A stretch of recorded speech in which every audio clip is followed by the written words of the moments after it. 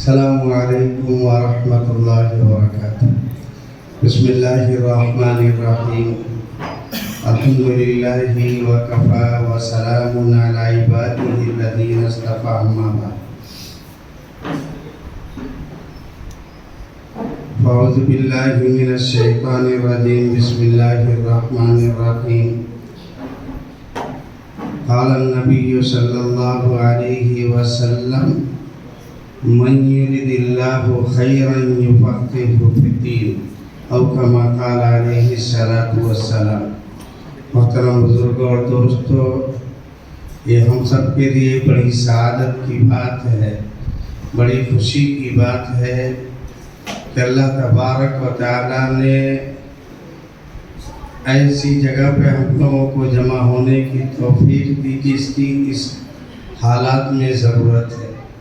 یہ مدارس اور مدارس میں پڑھنے والے بچے، جن کے بارے میں خود اللہ کے نبی صلی اللہ علیہ وسلم نے فرمایا کہ ان العلماء ورثۃ الانبیاء، کہیں حدیث کے اندر آتا ہے کہ ایسی مجلس کے لیے یا ایسے بچوں کے لیے جو دین کی تعلیم حاصل کرتے ہیں، دین میں سمجھداری پیدا کرتے ہیں، دین کے لیے محنت کرتے ہیں، اس کے لیے فرشتے کیا اللہ تبارک و تعالیٰ دریا کی مچھلی سے بھی ان کے لیے دعائیں کرواتی ہے۔ تو یہ خوش نصیبی ہے ہم سب کے لیے جو علماء یہاں بیٹھے ہوئے ہیں، انہوں نے جو تعلیم حاصل کی اس زمانے میں، وہ مشقت اور محنت اور پریشانی، الحمدللہ وہ پریشانی اس وقت ہمارے مدرسے کے طلباء کے اندر نہیں۔ مولانا نے ایک بات کہی تھی کہ تمل ناڈو کے اندر ایک ایسا مدرسہ ہے جس کے تقریباً 100 سال پورے ہونے جا رہے ہیں یا 100 سال پورے ہو گئے، لیکن یہاں ابھی تک اس کے مطبخ کا انتظام نہیں۔ تو جو میرے ساتھ ہو چکا ہے، میں بھی آپ کو بتاؤں کہ میں سہارنپور کے دیوبند کے سے تقریباً 5 کلومیٹر دوری پر ایک دیہات ہے۔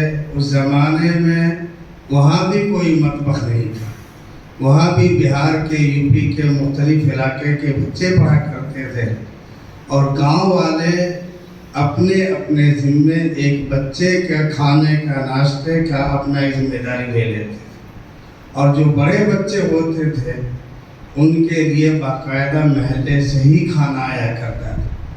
تو اس وقت وہ لوگ اپنی سعادت سمجھتے تھے، نیک بختی سمجھتے تھے، نیکی سمجھتے، اور اللہ کا احسان مانتے تھے کہ ان کے گھر میں کوئی مدرسے کا بچہ آ کر کے کھانا کھاتا تھا، اور بڑی قدر کی نگاہ سے دیکھتے تھے۔ میرے ساتھ ہو چکا ہے، لیکن آج اسی سہارنپور کے علاقے میں یا وہاں کے لوگوں کے اندر بچوں کے ساتھ وہ ہمدردی نہیں ہے، ان کے خیالات بدل گئے، لہذا وہاں پر جو ہے سمجھیے کہ ایک طریقے سے دین کی قحط سالی آ گئی۔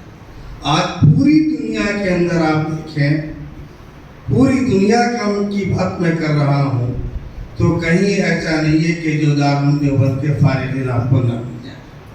دنیا کے کنارے، آخری وقت کنارے تک دارالعلوم دیوبند کا کوئی نہ کوئی فارغ ملے گا، اور خلوص کے ساتھ کام کرتا ہوا ملے گا۔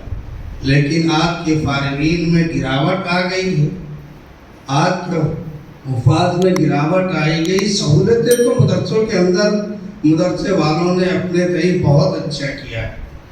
اس زمانے میں 2 روٹی ہم لوگوں کو ملا کرتی تھی، 2 روٹی ملا کرتے تھے، تو ہم لوگ کہا کرتے تھے کہ 2 روٹی ملے، 2 روٹی ملے اور سند لے کے یہاں سے جانا۔ لیکن آج الحمدللہ بریانی ملتی ہے، لیکن اس بریانی کا ہم قدر کریں، اور یہ ہم سوچے کہ یہ لوگ جو ہماری قوم ہے، ہمارے اوپر جو خرچ کر رہی ہے، یہ ہم سے کیا چاہتی ہے۔ آج کیا ہوتا ہے، شوق میں ماں باپ اپنے بچے کو عالم بنا دیتے ہیں۔ اگر ان کے ماں باپ جماعت سے تعلق رکھتے ہیں تو ایک جذبہ ان کے اندر آتا ہے، ایمانی قوت، ایمانی حرارت پیدا ہوتی ہے، اور اس کے بعد اسکول کی پڑھائی چھوڑا کر کے اس کو حافظ بنا دیتے ہیں۔ لیکن حافظ بننے کے بعد پھر اس کے ماں باپ آخر میں اللہ جانے کیا ہوتا ہے، ان کو شرمندگی محسوس ہوتی ہے۔ شروع میں جب ہم لوگ پڑھ کر کے فارغ ہوئے، یا ہم لوگ جب پڑھ رہے تھے، ہم لوگ سوچ رہے تھے مولوی بن کر کے کیا کریں گے۔ حضرت مولانا سید ابوالحسن علی ندوی رحمۃ اللہ علیہ برابر یہ کہا کرتے تھے، برابر تلقین کیا کرتے تھے کہ تم اپنے وقار پر رہنا، اس دین کا پاسباں بن کر کے رہنا، اس دین کی حفاظت اپنی زندگی کے لیے شرط سمجھ کر کے رہنا، اللہ تمہیں بلندیوں پر پہنچائے گا، اللہ تمہیں عزت دے گا، قوم کا رہبر بنائے گا، قوم کا رہنما بنائے گا۔ اور حقیقت وہی ہے، جن لوگوں نے اس دین کے ساتھ سودا کیا، اس دین کے ساتھ کھلواڑ کیا، اس دین کو مذاق سمجھا، اور اس دین کے ساتھ دنیا کو کمانے کی کوشش کی، اللہ نے اس کو ذلیل و خوار کیا۔ اللہ نے بڑے لوگوں کے قدموں میں ان کو گرا دیا۔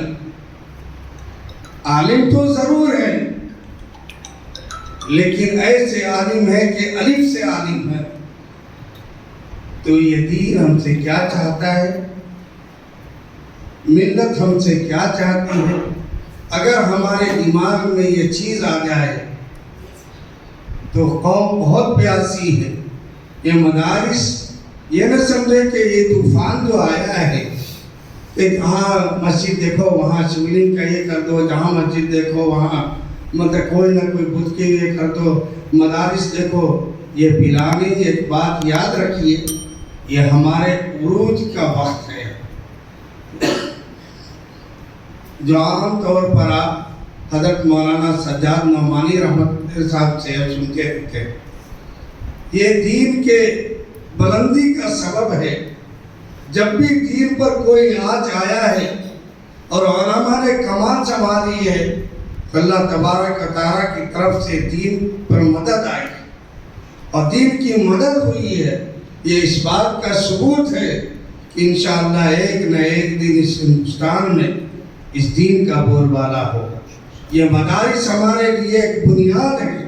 یہ آپ سمجھے کہ اگر یہ مدارس نہیں ہوں گے تو سورج اور چاند کا نظام درہم برہم ہو جائے گا، دنیا کا نظام درہم برہم ہو جائے گا۔ آج یہ دنیا کا نظام جو چل رہا ہے، چاند اور سورج کا نظام جو چل رہا ہے، چاند اور سورج اپنے وقت پر نکلنا اور اپنے وقت پر ڈوبنا جو ہو رہا ہے، اس مدارس کی وجہ سے، اس دین کی وجہ سے ہے۔ اللہ نے اس دین کے اندر اس دنیا کی بہبودی کو رکھا ہے۔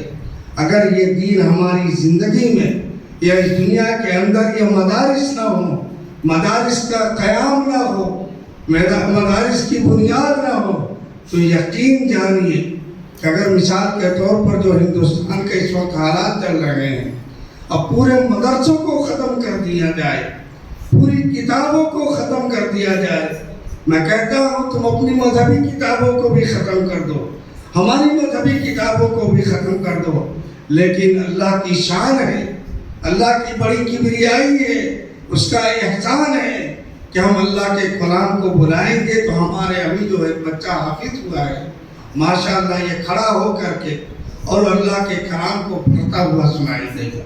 لیکن تم اپنی کتاب کو دوبارہ وجود میں نہیں لا سکتے، تمہارے کتاب کی کوئی تصویر پیش نہیں کر سکتا ہے۔ یہ قرآن کا ایک خاص معجزہ ہے، اس دین کا ایک خاص معجزہ ہے۔ نبی اکرم صلی اللہ علیہ وسلم پہ اتری ہوئی تھی اور آپ صلی اللہ علیہ وسلم پر اتری ہوئی کتاب کا ایک معجزہ ہے۔ میرے دوستو اس کو معمولی نہ سمجھے۔ اب جو حافظ ہیں، جو مدارس میں پڑھتے ہیں یا پڑھاتے ہیں، وہ بھی اپنے آپ کو کمتری کا شکار نہ سمجھے، بلکہ وہ یہ سمجھے کہ اللہ کا بڑا احسان ہے، اللہ کا بہت شکر ہے، اس کا شکر ادا کرے کہ اللہ نے مجھے اس دین کے لیے، اس دین کی خدمت کے لیے چنا ہے۔ بھائی دنیا کمانا ہے، دنیا کے اندر ہی چھوڑ کر کے ہم چلے جائیں گے۔ آج تک کتنا بڑا سے بڑا مالدار ہو، اس دنیا سے دنیا لے کر کے نہیں گیا ہے، لیکن ہاں اگر ایک عالم کا انتقال ہوتا ہے تو ایک دنیا کا انتقال ہوتا ہے۔ یہ اللہ کے نبی صلی اللہ علیہ وسلم کی حدیث بھی ہے۔ اس لیے جو لوگ حافظ ہوئے ہیں اپنے حفظ کو برقرار رکھیں، اور جو لوگ مدارس والے ہیں کسی کے طعنے پر اپنے آپ کو کمتری کا شکار نہ سمجھیں۔ بھائی یہ دنیا ہے، اور خاص طور سے مسلمانوں کے اندر جو ہے اگر کوئی دین کا کام، کوئی اچھا کام کرتا ہے تو لوگ اس کے پیچھے لگے۔